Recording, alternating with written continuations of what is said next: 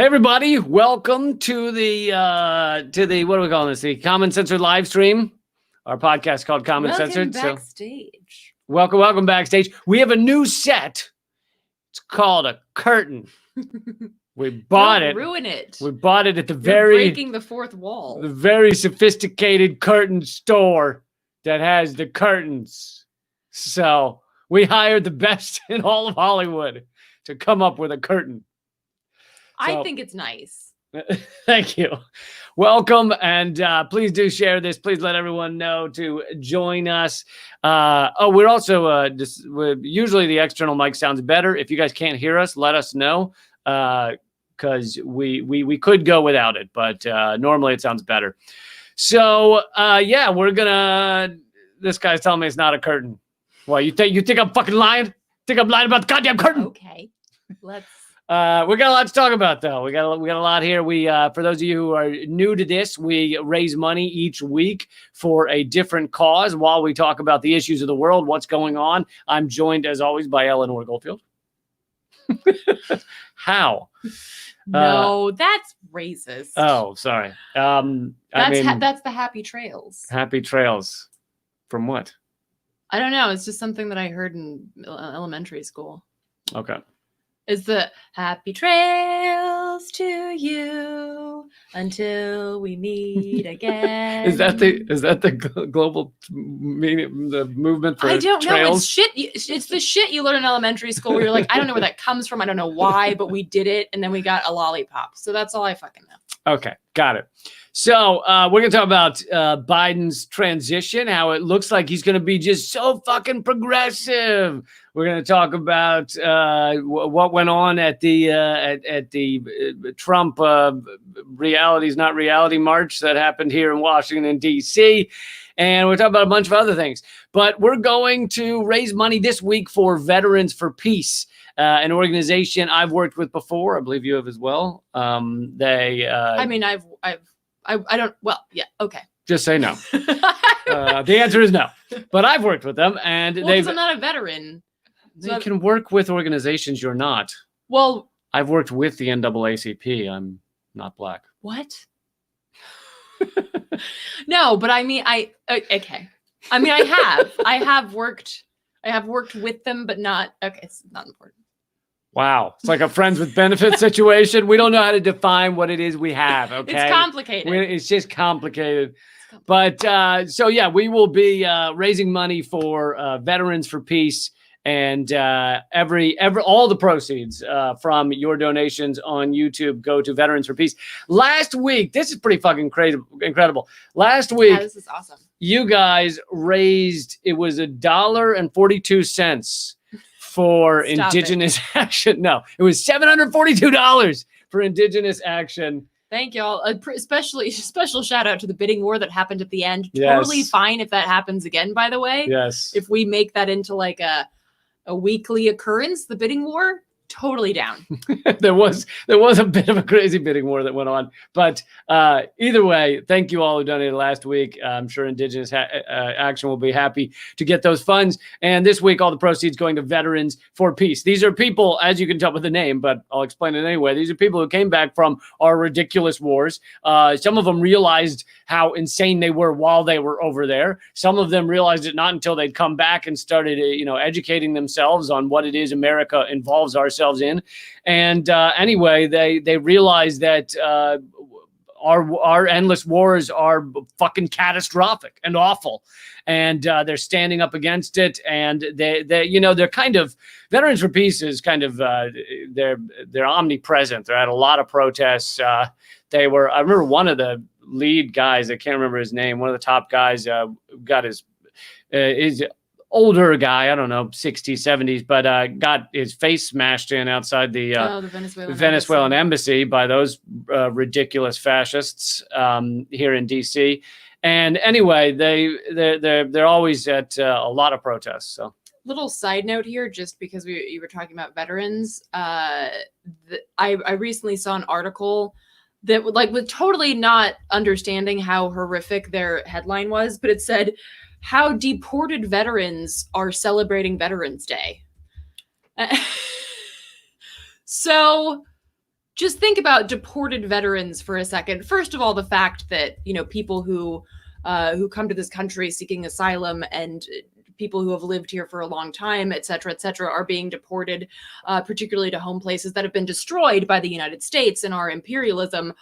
That alone is horrific. But then that you take people that you publicly use to pedestal empire, to say, oh my gosh, isn't empire great? Look at these veterans. They're so wonderful. And then you fucking deport them after they've risked their lives multiple times to kill a bunch of people that just gives you better access to oil and shit.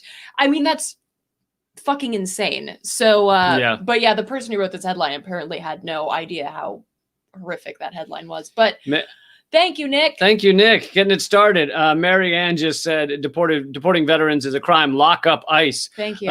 Yeah, ICE should not exist. ICE is not like an old thing that, oh, America's just had ICE forever. No, it was created in the 2000s, post 9/11, and ICE should not exist. We need to get rid of ICE. Thanks again, Nick. Yes, understand. Not everyone's going to be a fan of the curtain, but you know what? Nick doesn't like the curtain? Nick doesn't like the curtain. My God, everybody's a critic. But you know what? We're trying it out. Well, you know, we'll see. Maybe we'll go back to the crazy wall next week. You just don't like my decorating. Thank you, Delana. And wow, Rhonda and Matthew. Awesome. Appreciate y'all. Thanks, everyone. Again, for folks who are just joining us, all of these donations are going to Veterans for Peace this week. And if you, a lot of people love the curtain. Thank you. Yeah, everybody's pro curtain. You get in on this conversation. All right. We are not derailing for a curtain. And if you're on Facebook watching this, y'all can donate by going to youtube.com/momentofclarity, and down where you can type a comment, you can donate.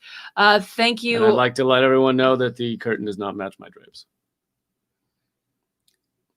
Just gonna leave that there. Please do. For everyone to absorb. I don't want to absorb. No. Thank you, old unshaven one.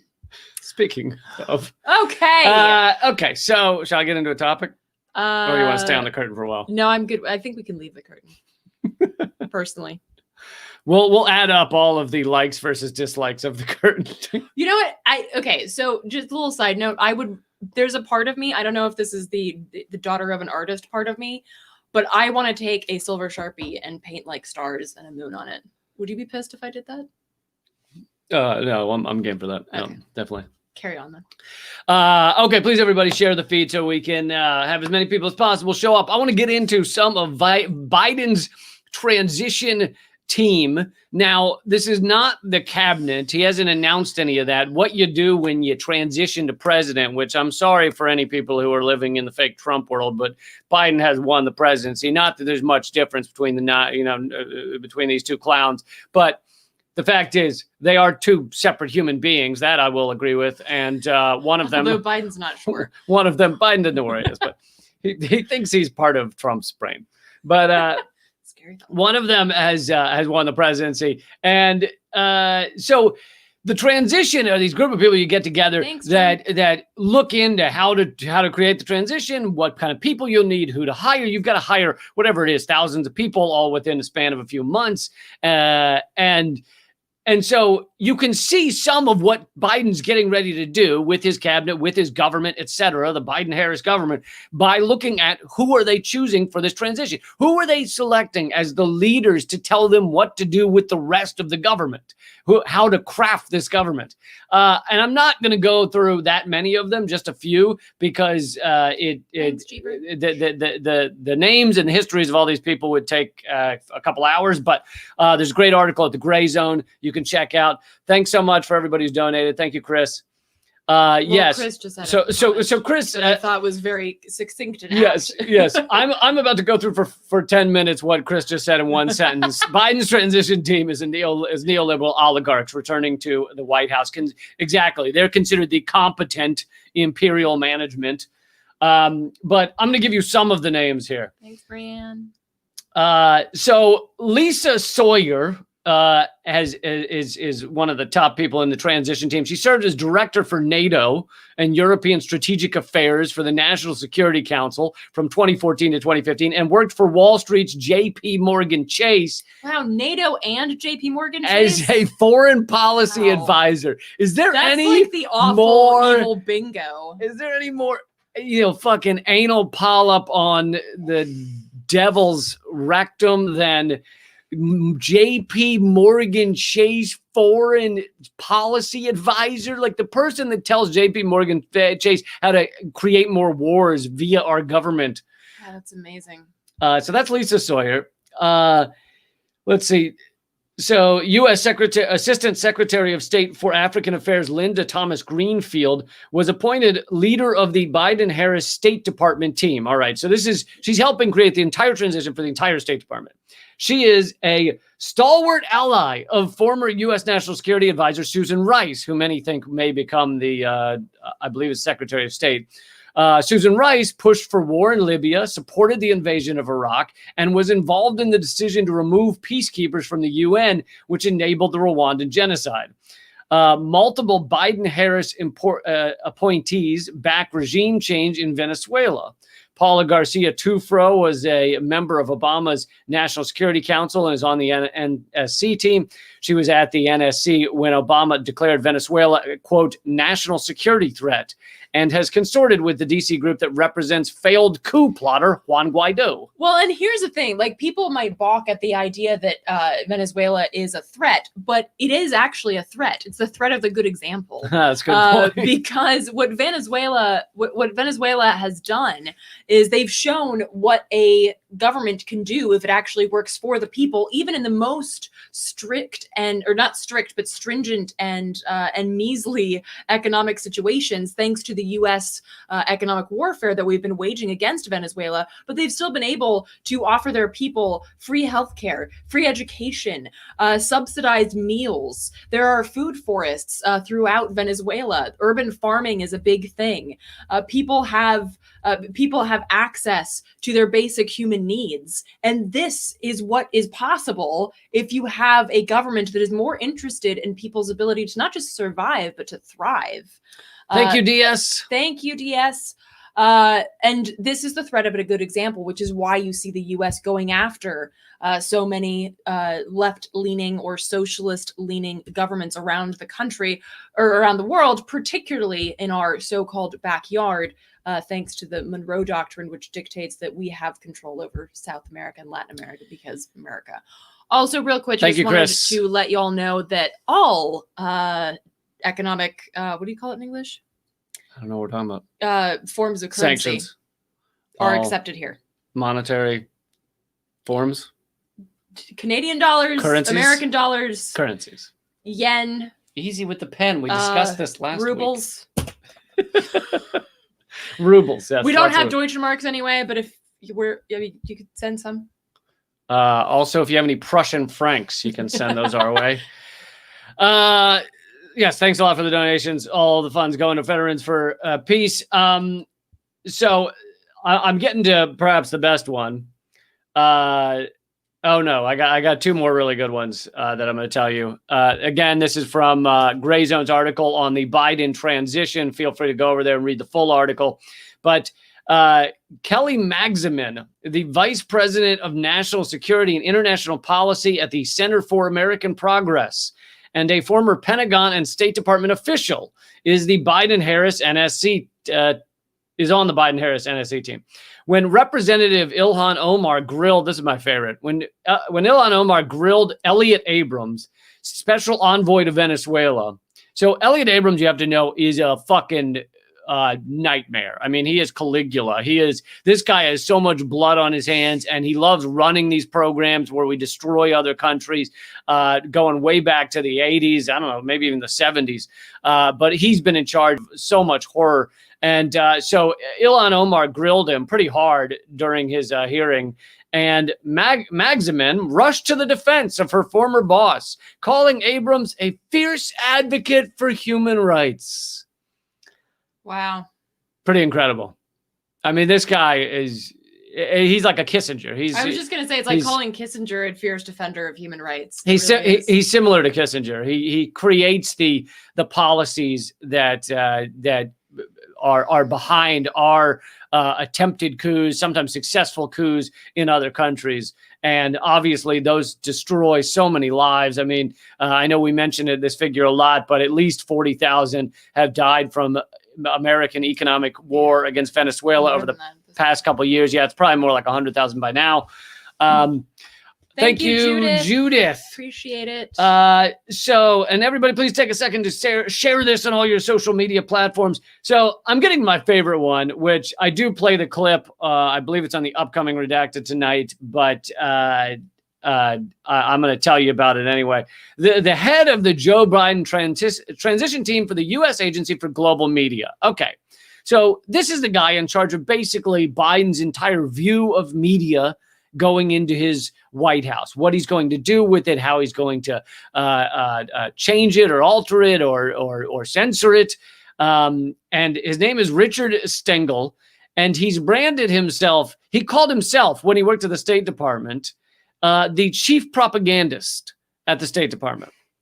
And he urged the government to use more propaganda on its own population. And he called them to rethink the First Amendment. Thanks, Nancy. Thanks so much, Nancy. This motherfucker, and he said this publicly. This is this wasn't like an accidentally open mic or something. Right. For me, that's almost more terrifying because it shows this asshole's proud of the shit he does, of the horrors he does. And so this guy is like, yeah, I don't have a problem with propaganda. I think it's fine at times, and I think our government should be using it more on its own people. I was called the chief propagandist at the State Department. I mean, that's how disgusting it is. And it's not just that you know who he's going to censor, right? He's going to censor anyone who comes after the government with legit criticism, anyone who goes after the American empire. But on top of that, it's the fact that, I mean, this is shutting down thought. This is intended to shut down thought. And he believes he and his fellow elitists, his fellow ruling elite oligarchs, are the only ones who should get to decide what thoughts are allowed to be put out there. Well, and what is truth? Like, you have to be told what the truth is. Well, what truth is allowable? Well, but not just that, like what truth actually is, because that's what propaganda is, right? It's telling people what is true and what is a lie. And so this piece of shit and his friends are basically saying that it's up to us, your betters, to decide what is true and what is not, and then to block everything that's not true, and then tell you that we're saving you from lies, which is, of course, like this whole fake news bullshit was created so that the powers that be could tell you, oh, no, don't listen to people like Lee Camp or what have you, because that's fake news. What you really should be listening to is Fox, because, yes, they have a right-wing tilt, but they're not going to lie to you. That was obviously, that's all not true. But and the idea that media literacy is not something that the people should be in charge of, that people shouldn't be able to think critically ourselves, but that we, thank you, Blaze, that we just have to be told what is true, and that we will then shut up and be good little proles, and that we shouldn't be allowed to even to have access to see if our government is lying to us, which is why you see more and more voices that are critical of the government or critical of the police or any member or arm of the system being shut down and censored, because you shouldn't even have the ability to check, to see, to fact check the likes of CNN or Fox News or, these war criminals that are in Biden's transition team. So, yeah. For those of you on Facebook, head on over to youtube.com/moment of clarity, and you can be part of the super chat. All the proceeds are going to Veterans for Peace. Last week, you guys incredibly gave $742 to Indigenous Action. So truly incredible last week. And thanks again. And please share the video. Also, we will be taking your topics and ideas if you have things you'd like to see us chat about or questions. I'm trying to remember where I put it. I do have a question that was left on my website, but I don't know if we had something you wanted to get to first. I just wanted to, yes, free Assange. I highlighted somebody that had mentioned Assange. This is absolutely important, very important for folks to keep mentioning Assange and not to let this story fade. In terms of what to cover, I guess. Well, no, go ahead. We can talk, before I get to that question from a viewer, we can talk about this wonderful rally that happened here yesterday, where someone emailed me and said it was so wonderful and it was completely peaceful, and it was just so adorable. And I get that it was probably 10 to 20,000 people. I'm thinking closer to 10. I'm thinking closer to 10. But and of course, the White House press secretary got on Twitter and said it was more than 1 million people. Wow, she's only off by like 99%. So I get that there's a lot of people, and many people were peaceful, and many people had their family members there, part of this Trump rally, which was basically just a "we're upset we lost" rally, which we're willing to accept. Yeah, you can have your "we're upset we lost" rally. It's but fine. There are a few different reasons why this wasn't peaceful. But it was not all peaceful. One of the main issues, which is something that folks might not consider as overt, but something that was ubiquitous amongst most of the people there, is that almost none of them were wearing a mask. And in a time of a pandemic, your decision to directly endanger the people around you is actually violence. So, and it's certainly not fucking peaceful. Bunch of people coming in from out of town to directly, basically like, and DC was doing quite well. Basically, like, assault the people of the city by refusing to really adhere to the city's guidelines on how to deal with COVID, which is to wear a fucking mask. And nobody was doing that that I saw. I was at the rally. None of the Trump supporters that I saw were wearing a mask. So that is actually violence. And they go into all they're not just at the protests. They go to restaurants, they go to hotels and everything, and they spew their shit all over everybody. So right, and the people at the hotels and the people who work there, and even people like myself that are out there covering this and don't necessarily want to be there but need to be there, are then put in the line of fire. And can I cram in here? Now would be a good time to mention economic force. The more you know. Like, these people go and they work at these hotels and they work at these restaurants because most of them don't have a choice. They need to pay their rent, feed their family, what have you. And so they are forced into a situation where it's basically go to this restaurant and serve Trump supporters who came in from out of town to cough COVID on you and refuse to wear a mask, or don't, or starve, basically. And it's like, that is not, and I know what the hardcore capitalist response would be. They made a choice for that job. It's a choice.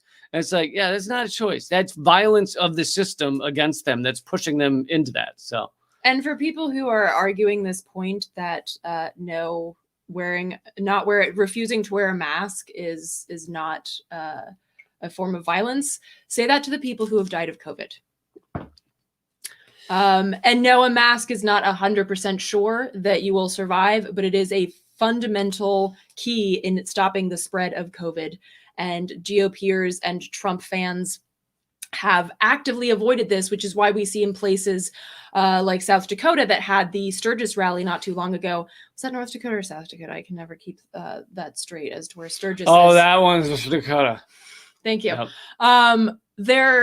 In Sturgis, for those who aren't familiar, is a motorcycle rally that is predominantly right-wingers that go, and they weren't wearing masks. And after they left, the cases in that Dakota skyrocketed.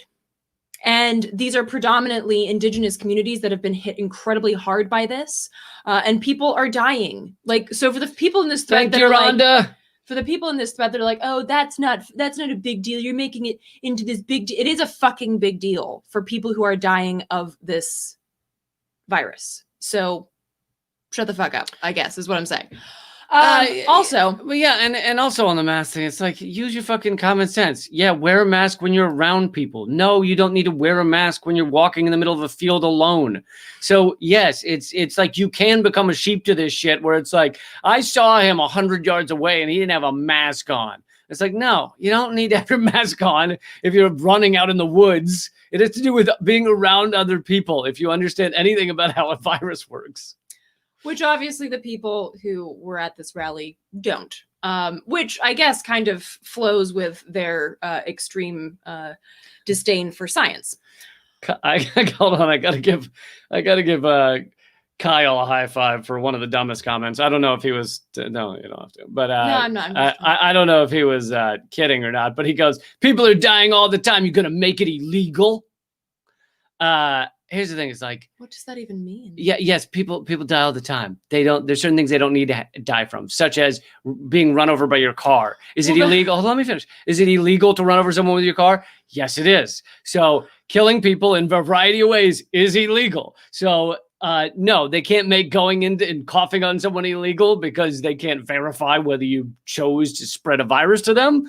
But how about it's a thing we do for fucking each other? As I said the same about voting. It's like picking up dog turds on the street. You do it because you're kind to your neighbors and you want to have a society that fucking functions and doesn't have fucking dog turds under your feet. It's the same with not coughing into someone's face with your goddamn COVID. Well, and also, I mean, you just have to, and I get that people who are arguing this point don't look beyond the confines of their little fucking brains. But if you look worldwide at places that have followed the scientific evidence, like, wearing a mask, like social distancing, like limiting the amount of, get-togethers or gatherings outdoors and things like that, or, in offices and things like that, are doing fucking better. And the US cases are fucking skyrocketing, predominantly, which is interesting, in states where people are like, fuck it, I don't want to wear a mask. So moving on from that point, it was also not at all peaceful. I saw a lot of... Hold on, last thing on the mask. Okay. Last thing on the mask. Someone goes, I don't want a government telling me to wear a mask. It's like, telling you to wear a mask? That doesn't mean, like, how harmful is that? Oh, they told you to wear a mask. It's not like you get shot on the street if you don't wear a mask. That's fascism. I also think this is hilarious because there was, I went on a, thank you, Pirate Ray. I went on a flight earlier this year, like in August or something. And I flew into Dallas, and you're wearing a mask the whole time. And this guy who was in front of me during the going through security was totally fine. Thanks, Nick. Was totally fine getting groped and manhandled by security, but then started mumbling about how it's fascist to wear a mask. Yeah, that was an invasion. Fine with security. That was an affront to his freedom. Right. But getting his ass manhandled by this TSA agent was apparently not. So the extreme stupidity, the extreme propagandization that happens to people when they feel totally fine with the TSA grabbing their balls and squeezing on behalf of America, but God forbid you wear a fucking mask to protect the people around you, you fucking piece of shit. And Nick, yes. Thanks, Nick, and great point. And we're hoping you're better. Yes, Nick, great point. The loss of time in life that happens because of COVID. And also, I mean, I hope that you were able to get out of this unscathed in terms of medical bills, but people are also dealing with, there was at the beginning of the pandemic, there was somebody who had left the hospital with an $80,000 bill because they had gotten sick with COVID. And I don't know really anyone who can Thanks, Jay Blood. Pay off an $80,000 medical bill. That's fucking insane. Yeah. All right. So I'm sorry I interrupted so much. Let's get to the march. Go ahead. Yes. Jay Blood, very good point. Offering yourself for a dear leader is an expression of freedom. America. So the march, definitely not peaceful outside of what I've already noted, which was way more controversial than I thought it'd be on this chat. Jesus, people. But yes, there were a lot of COVIDiots that were intent on getting up in people's faces, pushing and shoving, brandishing, their flag poles. And that's not a euphemism. They had these big, giant fucking American flags and Trump flags and all this other stupid shit.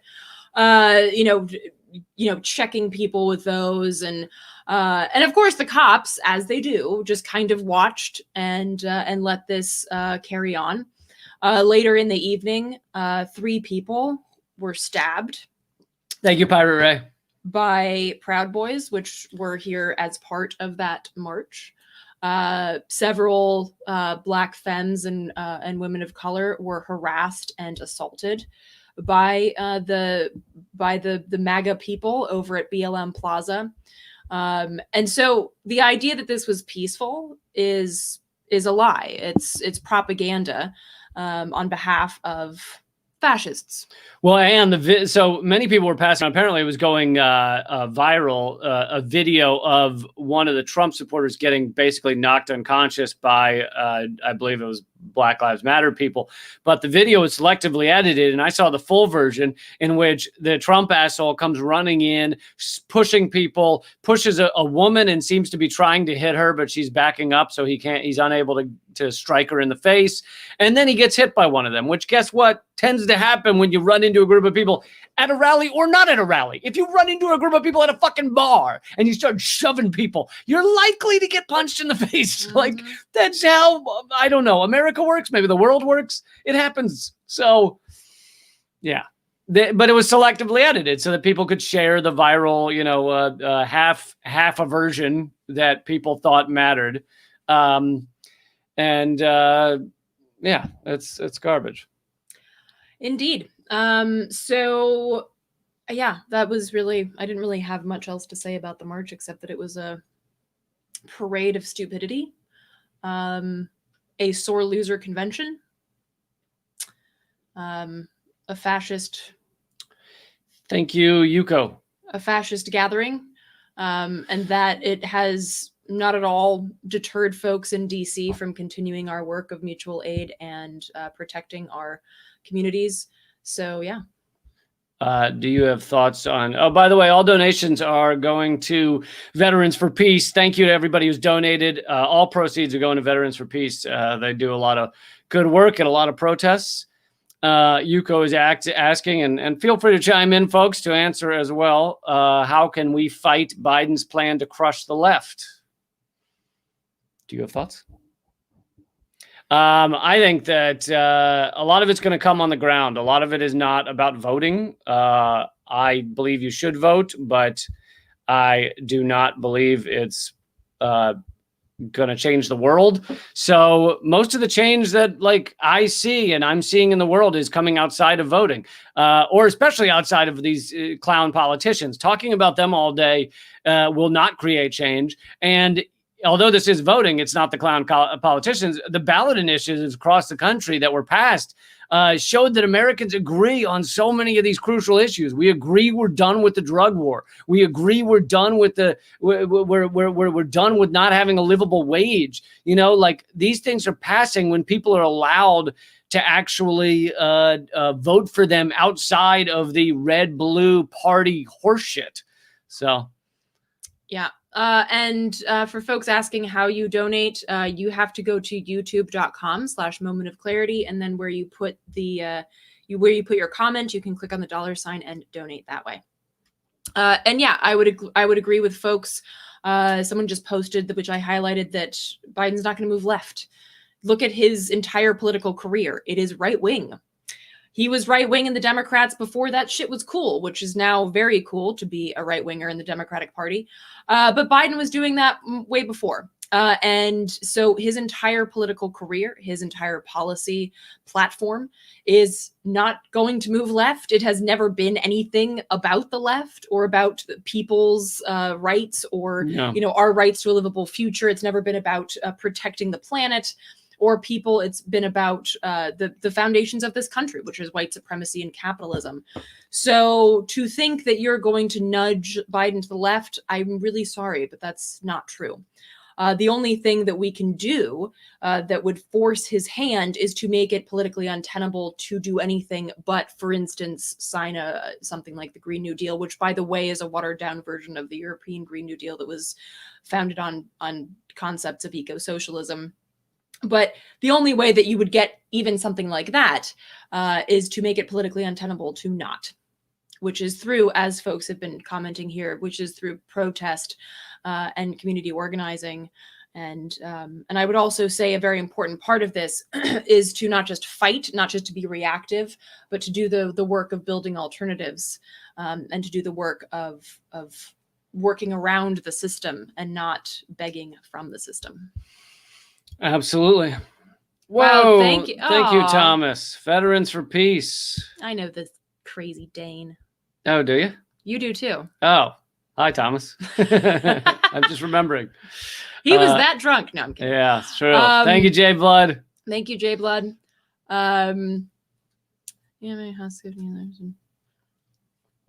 Okay, first of all, I just want to highlight that I know who this is, based mostly on his words.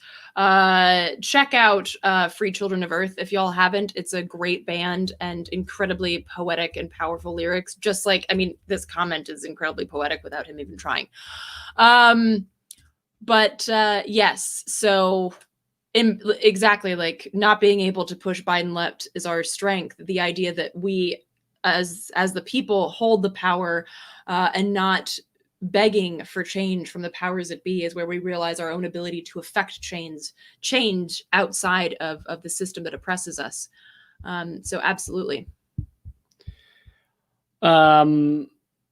Yes, thanks for all who've donated. Veterans for Peace does a lot of good work around the country. And you can probably find, if you're interested in looking them up, first of all, non-veterans can volunteer. And I know that they have chapters in a lot of cities.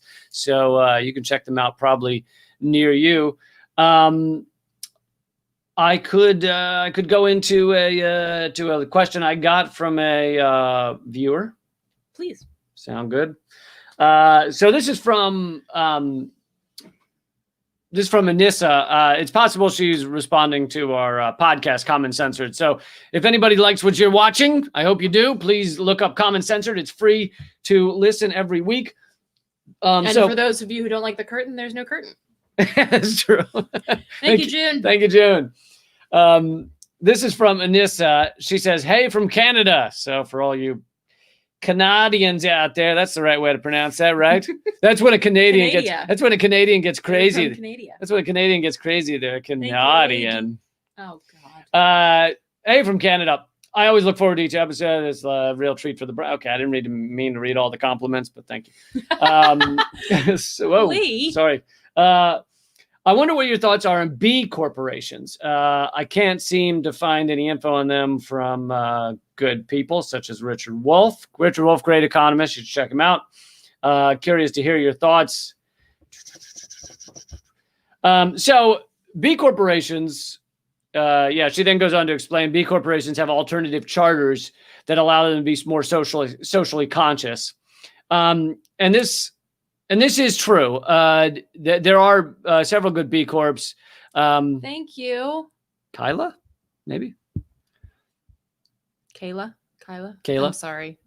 Thank you, Kayla or Kyla. There are several good B corporations. I think an example, I think their B Corp is like Costco. Costco's one of the largest. Really? Oh. I believe so. One of the largest corporations that limits their CEO pay at a rather low level comparative for America. It's like, $250,000 or something. Everybody has livable wages, things like that. But even if they're not one, the idea is that they have a different charter so that their intent is not just profit. It's got other things to it. In the mission statement of the corporation, it does not just say, get all of the money all of the time. Well, they have to. Which they write that out, which is hard to spell. So I'll give them, they got good spelling chops.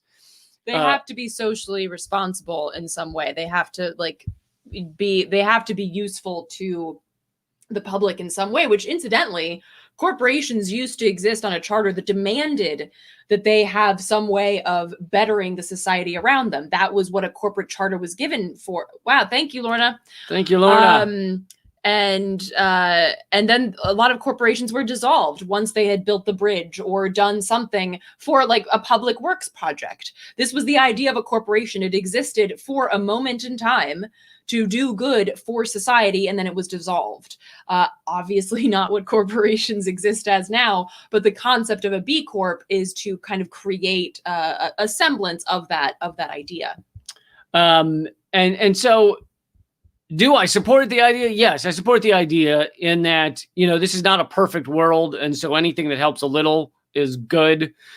Same way I support universal basic income. I think it helps a lot of people in a short amount of time. But long term, we can't make B Corps the goal of fixing capitalism. It is a Band-Aid that these corporations are still designed at the end of the day, mostly for profit. And they still, just because they're operating within a system that is profit-based, they will get crushed if they don't get the profit. They will not be able to survive. So yes, it's lovely to think, oh, this wonderful corporation doesn't even care about profit. They're just trying to help people. Well, then they'll likely lose out or be bought out by the corporations that are not, don't give a shit about the environment or world around them. So you do have to change the system as a whole. You cannot remain inside capitalism and act like all is going to go well if you just have the company sign a thing that says, we're going to help out.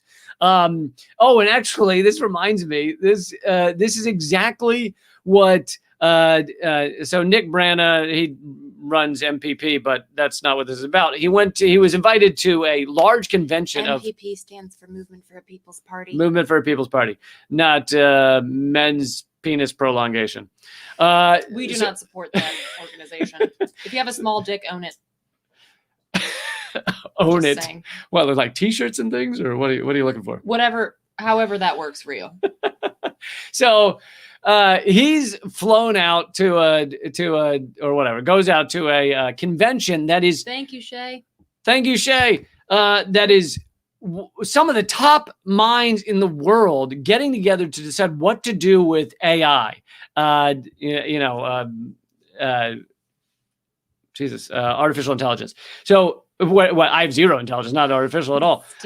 So what to do with artificial intelligence? Because it is going to get so impressive that it will be able to basically destroy us, either accidentally or intentionally. But and so basically it was like, and the whole convention gets together and they're putting their minds to this thing. And the conclusion they come to is we're going to have the top tech firms and, the top tech companies sign a thing saying that they're all going to cooperate on it, so that one company doesn't kill all the rest with AI and then take over the world.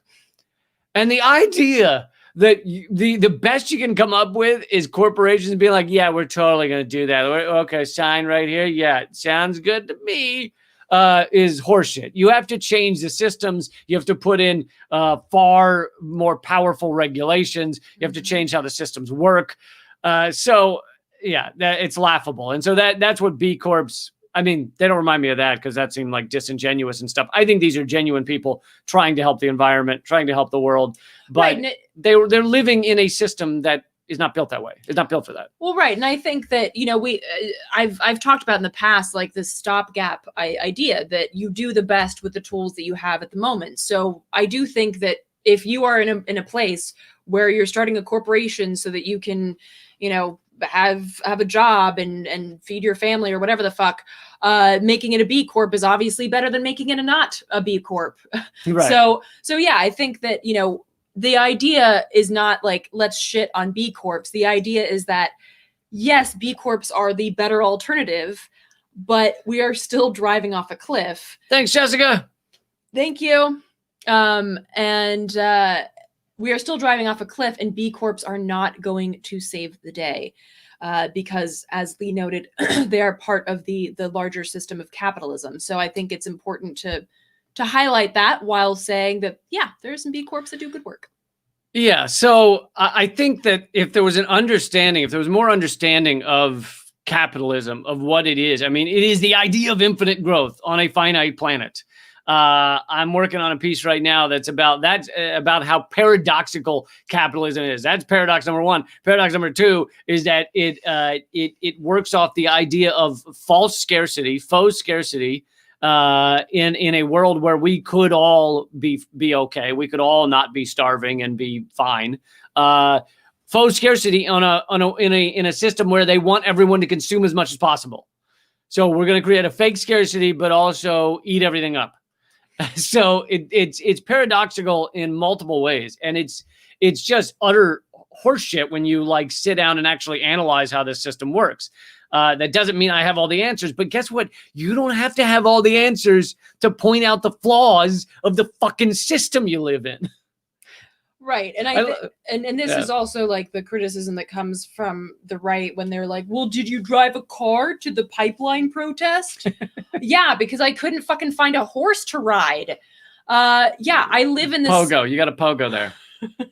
That just sounds very bouncy.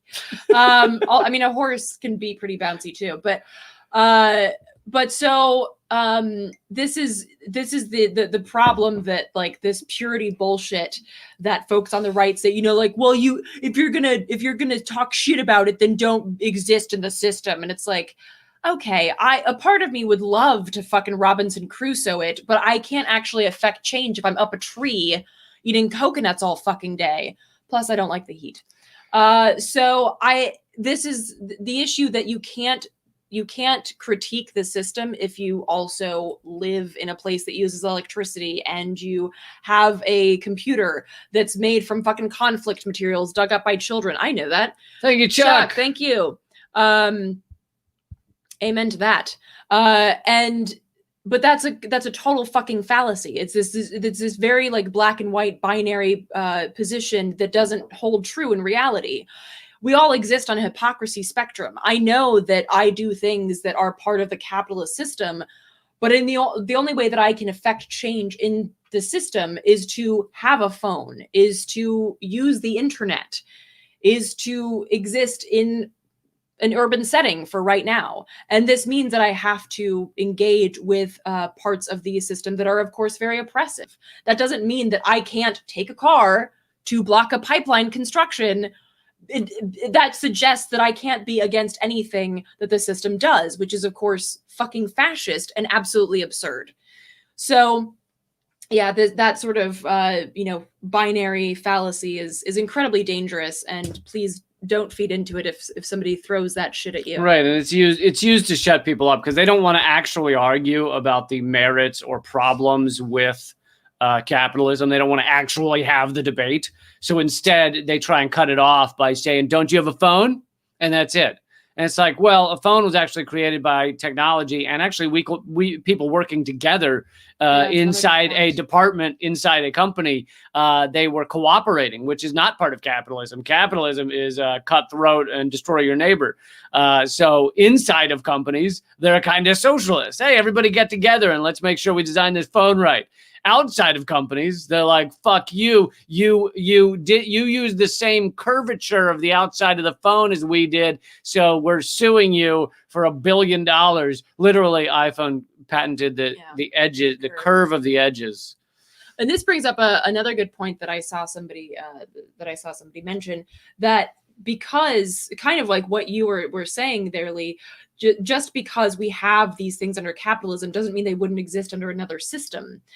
Because the idea that technological innovation is a capitalist manifestation is bullshit, because obviously the people who invented the wheel, for instance, or movable type like 8,500 years ago in what is now Iraq, I believe, weren't fucking capitalist. They had different systems. And so the idea that technological innovation is capitalist is a total fallacy. Right.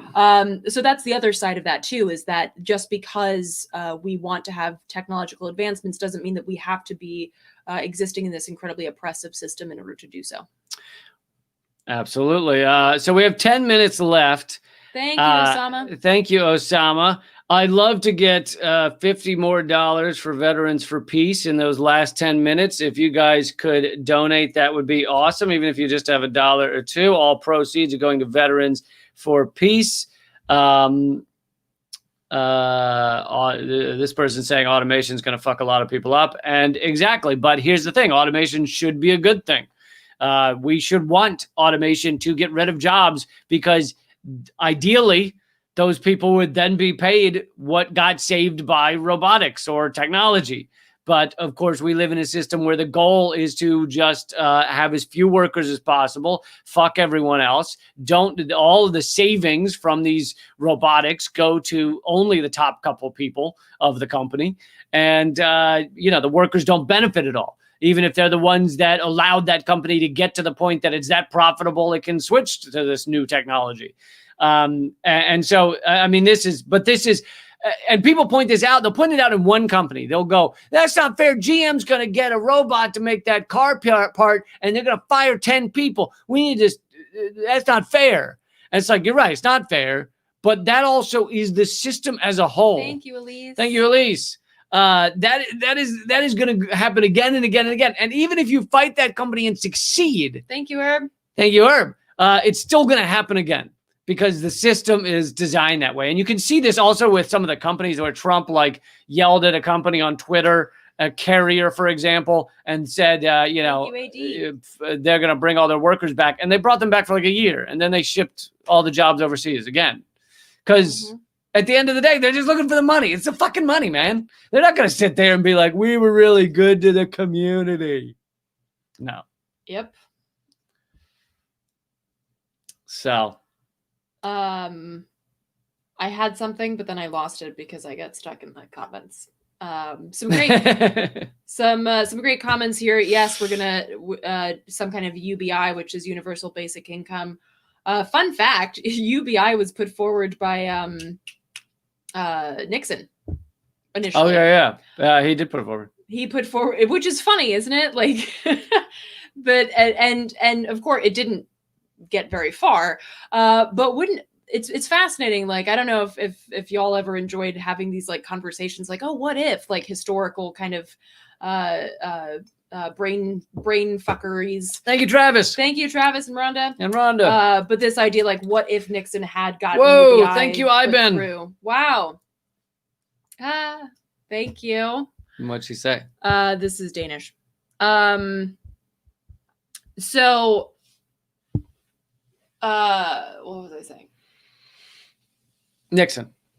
So what would our country look like right now if UBI had actually been put through under Nixon's administration? It's an interesting sort of thought experiment, isn't it? And absolutely, we need something like that in order to have folks survive not just the pandemic, but the next several years.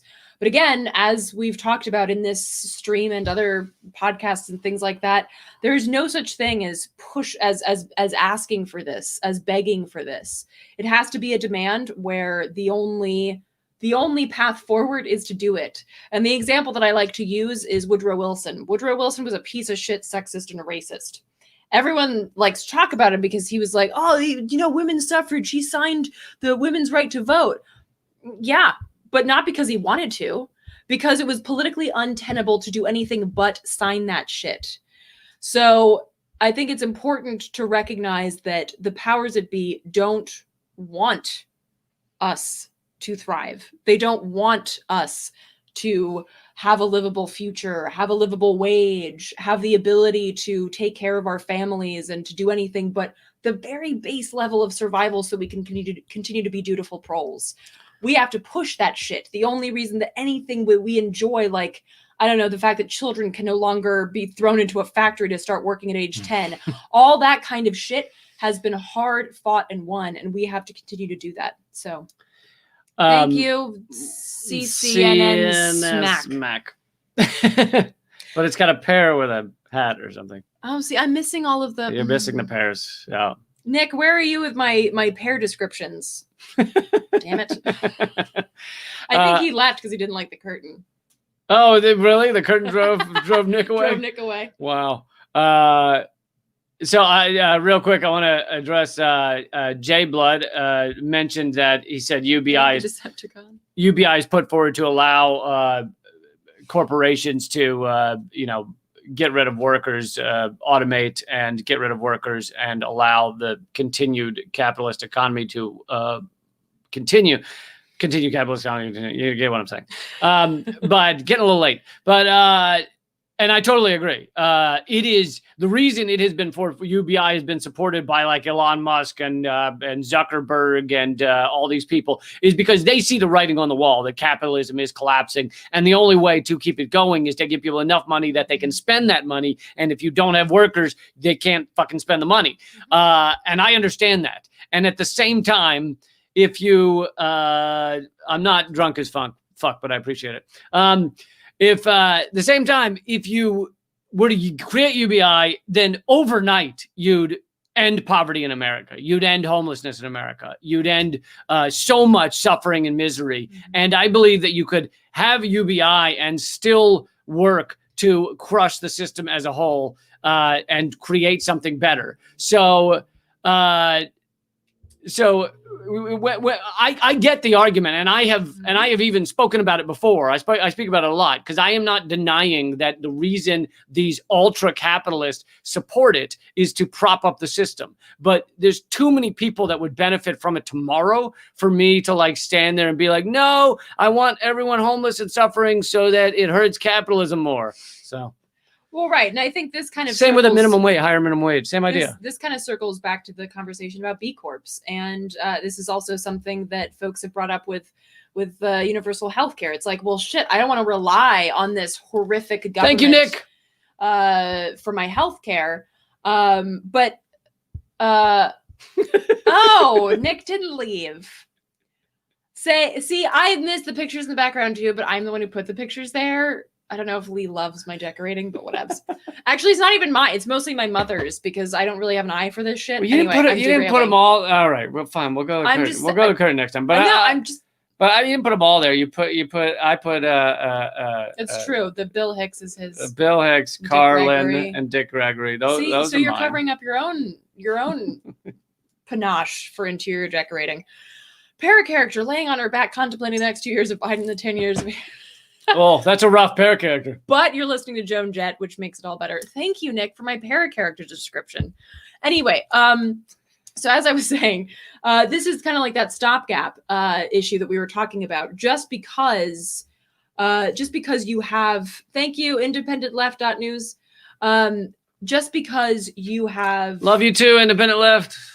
Just because you have, you are fighting the fight against the ultimate, end of the system, the end of the empire, doesn't mean that you can't also mitigate suffering in the meantime, like this stopgap, which includes things like universal healthcare. It includes things like UBI, because this would mitigate the suffering and ultimately the death. It would stop the death of thousands of people, if not millions. So I think it's important to have these conversations, and it doesn't mean that necessarily has to be the lane that you're fighting in, but understand and respect those different fights that people are working on, such as universal healthcare and a UBI and things like that. I have a UTI. Does that count? Does that help the people? I guess only if you can give it to members of Congress. All right, I gotta go. But all right, I know how I can fill these last 2 minutes. I once had a dream. That I released a bunch of bed bugs into Capitol Hill, and it was amazing. It was like the best dream I've ever had. I woke up so happy. Can people get on that? Because I thought in my dream that it had actually happened. And so I woke up in the morning and I was like, oh my God, and the entire Congress has bed bugs. I don't get the impression they shower to begin with, but that's not true. They have hired little boy servants who scrub their sacks. The universal bladder infections, that was so you could keep UBI if you wanted. Okay. I was going to say in these last 2 minutes, someone asked why I don't like, or maybe they were asking someone else in the comment thread, but asked why no likey Elon Musk? Why no likey Elon Musk? So here's the thing. I think that there are some vague positives that Elon Musk has done. I like space exploration. I think humans could do good things. I like that he does seem to have some idea, unless he's just doing it for PR, that creating electric cars at least pushes things towards getting rid of fossil fuels faster, even though eventually you need to also move towards not everybody owning a fucking car. You can't have both. You can't have, we're going to get past fossil fuels. Also, everybody buy 3 Teslas. That won't work either. However, this is a man who tweeted about his, someone just put it up here, tweeted about how he supported the coup in Bolivia because it meant cheap lithium for him, because fascists would take over Bolivia and sell the lithium to U.S. and others for dirt cheap. He's disgusting on other fronts. He won't let his workers unionize. He got furious that there was a shutdown because of COVID. So basically he wanted his workers to, some of them, statistically speaking, would die of COVID so that he could keep doing his work while other companies are shutting down because they care for their workers. So in a lot of ways, he's just a awful cutthroat capitalist who happens to have an idea here or there that sounds better for the environment. Right. And he infamously at this point, put on his Twitter, when somebody raised the issue of the coup in Bolivia, he wrote, "We'll coup whoever we want to. Deal with it." And he then, after a bit of pushback, he deleted that for some odd reason. I don't know. Why was that not? Is that not what you say? I don't understand. And also he weirdly is this drives me nuts. He weirdly has said many times, no yawning on the podcast. I'm sorry. Or the live stream. It's a live stream on a podcast. If it's a podcast, no one will know that I yawned. You're not allowed to hit me back for the thing I was hitting you about. He has said many times that AI will get to the point that it is, imagine an entity that has all of the information ever created, like instantly. It would be far smarter than anything that we could even deal with, really, if it had the capability of doing certain things. And if something was intelligent enough, it could do things like shut down electrical grids in certain areas and fire nuclear bombs and all this shit. So it could be phenomenally powerful. And he has said this is incredibly dangerous. And then at the same time, he's gone and started creating a company to have it wired into our brains. Because he wants to have control over it. Because he wants to have control over it. In his bizarre view, us having it hooked into our heads makes it better, but really it just makes it worse, because then it can have control of us. It can control your fucking memories. Yeah. Honestly, it could wipe your hard drive, meaning fucking kill you or give you a blank brain. Wasn't there like a really good movie about this with Kate Winslet and Jim Carrey? That I don't know. Eternal Sunshine. Oh, Eternals. It could Eternal Sunshine you.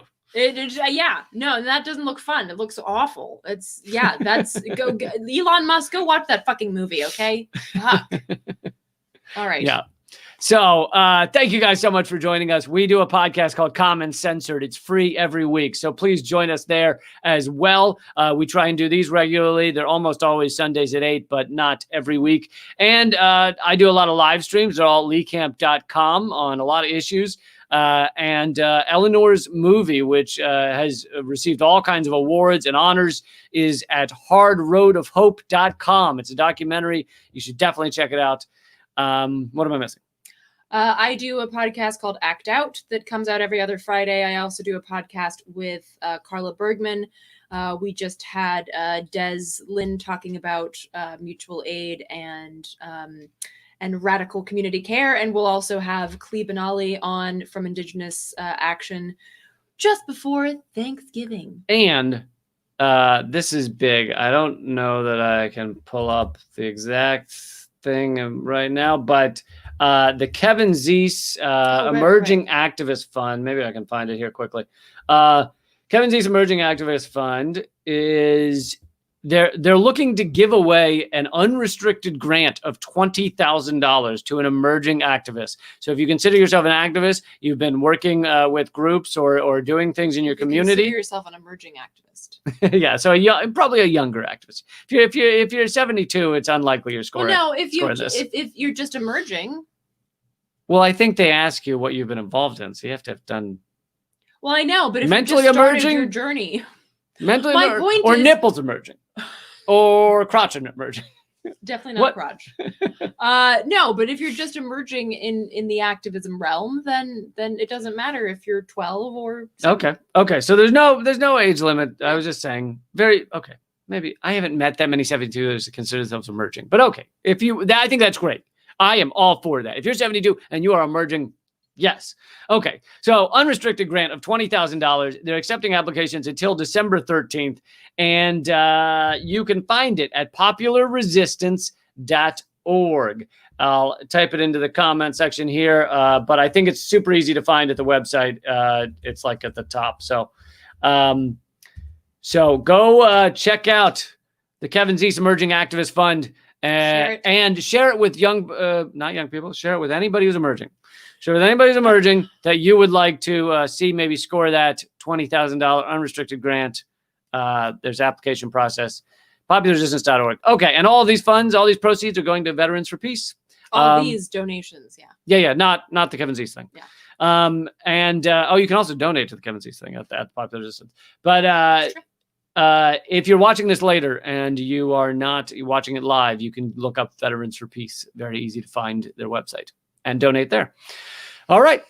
Keep fighting. Thank you for joining us. Thank you, guys. Next week. Act out.